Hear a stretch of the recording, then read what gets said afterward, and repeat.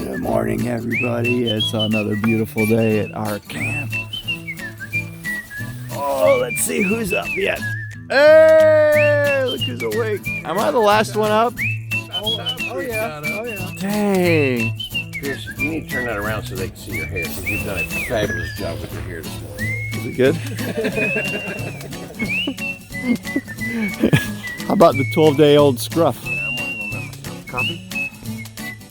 And you got some tea going on. Where's my tea? Where's my tea? Woohoo! What do you know? Well, you know, it was not as cold as last night, or the night before last, so that was good.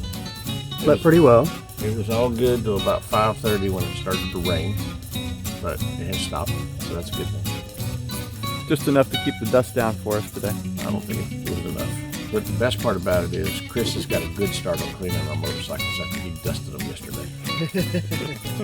Man, that was an awesome campsite. Jefferson at the Heritage Family Campgrounds was fantastic. Just the right distance for us to make it last night.